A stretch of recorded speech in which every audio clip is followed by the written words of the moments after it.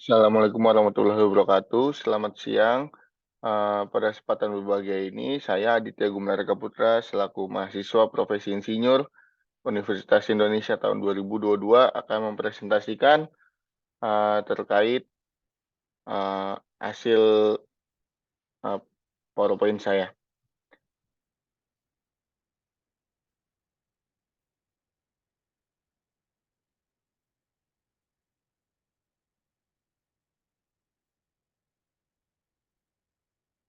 Baik, saya akan mempresentasikan terkait kasus terbakarnya perusahaan korek api PT Kiat Unggul di Sumatera Utara.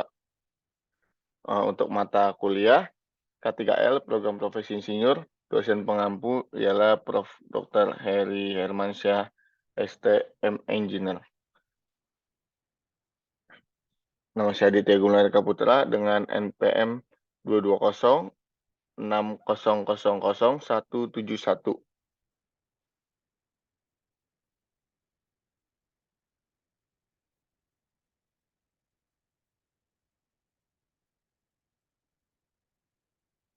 Uh, Baik, kita mulai langsung ke tabel of content.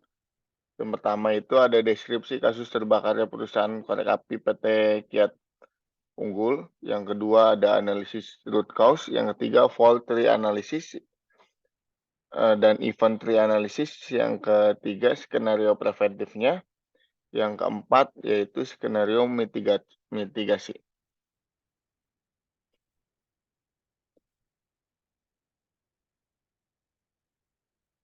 Nah, deskripsi kasus terbakarnya perusahaan korek api PT Kiat Unggul. Salah satu korban tersebut adalah Ayu Wanita Sari, pekerja pabrik korek gas PT Kiat Unggul yang menjadi korban kebakaran itu bermula saat dia mengetes api dari korek yang selesai dirakit. Selama memberi kesaksian terkait detik-detik peristiwa mengerikan itu terjadi, pada polisi, Ayu menceritakan apinya menyambar ke tangan kiri saksi sehingga saksi melempar mancis atau korek api yang terbakar ke atas meja. Yang di atasnya terdapat sisa korek gas yang tidak terisi penuh minyak atau gasnya.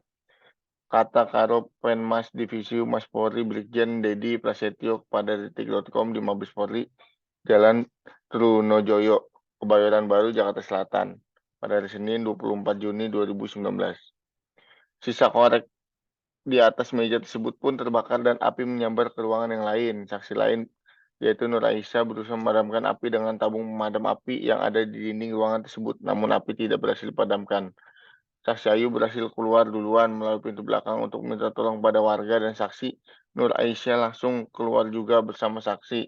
Setelah saksi keluar, terjadi ledakan dari dalam rumah sebanyak 4 kali yang mengakibatkan atap seng rumah tersebut terlepas ke atas. Menurut keterangan Ayu dan Nur Aisyah, lanjut Dedi, api membesar lalu mereka berteriak minta tolong dan warga berdatangan untuk mengambil air berusaha untuk memadamkan api. Saat itu, berdasarkan cerita kedua saksi, pekerja lainnya sedang istirahat makan siang di ruang tengah pabrik dan terjebak di dalam sana tak bisa keluar. Jadi seperti itu kasusnya.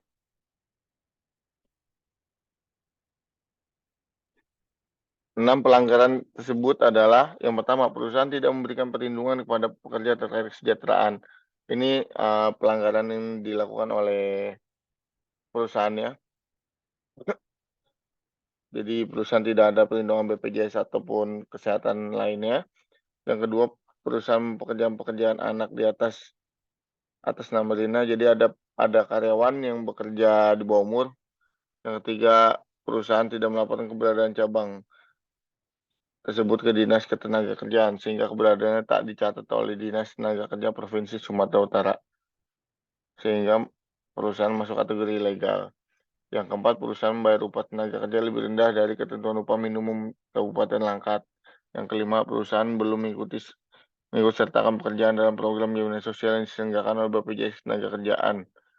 Yang keenam, perusahaan belum melaksanakan sepenuhnya syarat keselamatan kesehatan kerja. Gedung pabrik tidak dilengkapi fasilitas pertolongan pertama pada kecelakaan dan jalur evakuasi.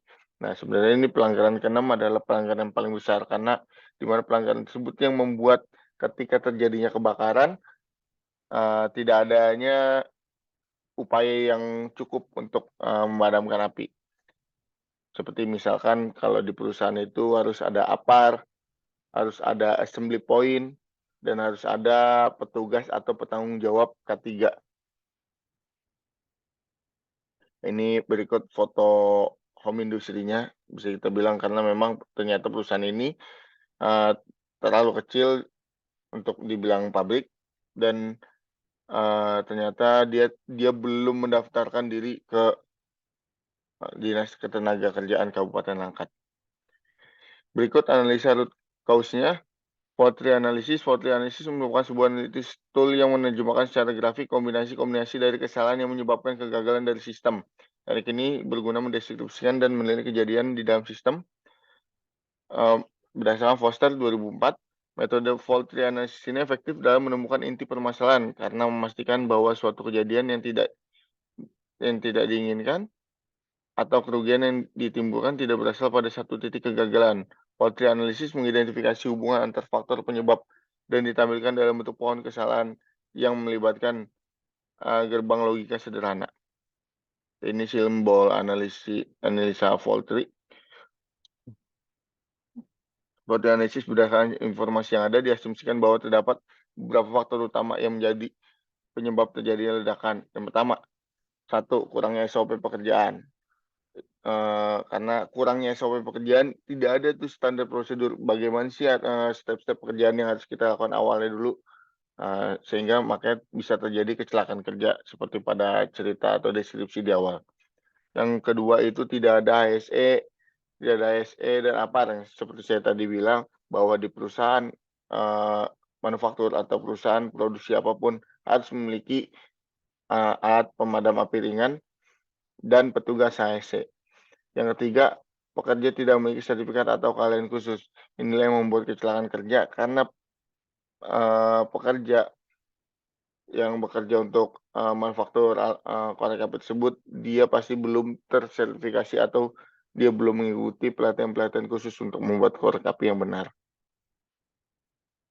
Berikut fault tree analysis terbakar PT Kiat Unggul. Yang pertama ada standar operasional prosedur, tidak ada SOP produksi, tidak ada SOP terjadi kebakaran. Yang kedua ASE, tidak sedianya apa, tidak adanya assembly point. Yang ketiga sertifikasi keahlian, pekerja tidak memiliki keahlian khusus. Event tree analysis atau ETA merupakan satu analisis untuk mempresentasikan urutan kejadian yang saling eksklusif dari suatu peristiwa risiko awal, initial event, sesuai alur berfungsi atau tidak berfungsi suatu sistem yang dirancang untuk menangani peristiwa tersebut. Tujuan teknik ETA adalah untuk menentukan apakah peristiwa tersebut dapat dikendalikan oleh sistem atau prosedur keselamatan yang telah didesain dan diterapkan dalam sistem, atau akankah peristiwa tersebut berkembang menjadi satu kecelakaan serius. Event tree analysis. Penerapan ETA dapat dilakukan dengan yang pertama, tentukan peristiwa risiko awal. Yang kedua, tentukan skenario suatu peristiwa. Yang ketiga, tentukan tingkat kemungkinan berhasil atau gagal suatu penanganan. Yang keempat, tentukan tingkat dampak apabila suatu skenario terjadi. Yang kelima, lakukan evaluasi dan berikan rekomendasi. Berikut event tree analysis untuk kasus kebakaran. Yang pertama, terdapat alat deteksi kebakaran. Kemudian bercabang lagi ke sprinkler menyala, sprinkler tidak menyala. Kalau sprinkler menyala, kerugian ringan, kemungkinan tidak terjadi ledakan.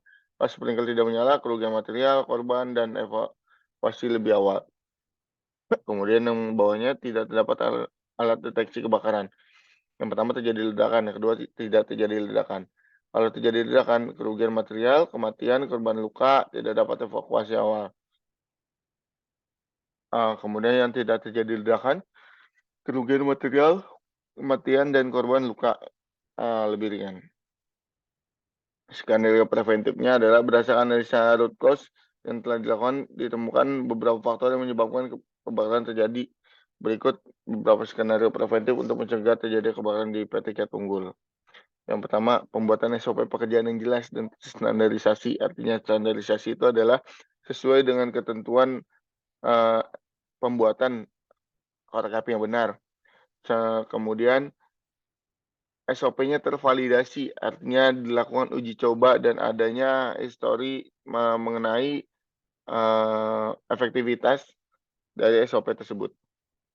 Yang kedua, lakukan analisa penyebab terjadinya kecelakaan kerja atau kemungkinan insiden kebakaran dari setiap aspek pekerjaan. Nah, jadinya ya kita cari tuh kenapa sih bisa terjadi kebakaran itu? Oh, itu dari ada pekerja yang tangannya awal terbakar kemudian masih terlempar. Nah, itu kita cari tahu bagaimana cara menanggulangi supaya tidak terjadi kasus seperti itu lagi. Yang ketiga itu perbaikan struktur bangunan baik dari jalur evakuasi assembly point sampai pada penempatan posisi apar yang mudah dilihat dan dijangkau. Ya, jadi ketentuan kita meletakkan apar adalah mudah dilihat dan mudah dijangkau. Itu yang pertama. Yang kedua, semua orang yang ada di area produksi wajib untuk bisa menggunakan apar tersebut dibuktikan dengan hasil pelatihan pemadam kebakaran dan mudah dijangkau. Artinya semua orang bisa mengambil apar dalam keadaan darurat. Eee, Kemudian assembly point juga sangat penting karena ketika ada terjadi suatu hal yang tidak kita inginkan, semua orang yang ada di ruangan tersebut tahu mereka harus lari kemana supaya tidak terjadi kasus terjebaknya korban, seperti itu. Karena banyaknya korban di PT Kiat Tunggul ini ketika terbakar, mereka terjebak. Kenapa? Karena tidak ada jalur assembly point yang jelas. Kemudian skenario mitigatif, diperlukan perencanaan instalasi pemadaman kebakaran yang baik, misalnya smoke detector atau sprinkler untuk mencegah penyebaran api dan mencegah ledakan. Dalam kasus ini tidak terdapat instalasi pemadaman kebakaran sehingga api cepat menyebar. Adanya perhatian khusus untuk kesediaan apar dan memperhatikan masa pakai dari apar tersebut. Ini berikut link safety case video. Ini nanti bisa disaksikan sendiri di link YouTube tersebut mengenai kondisi pabrik PT Kiat Unggul ketika setelah terbakar. Itu. Baik, terima kasih.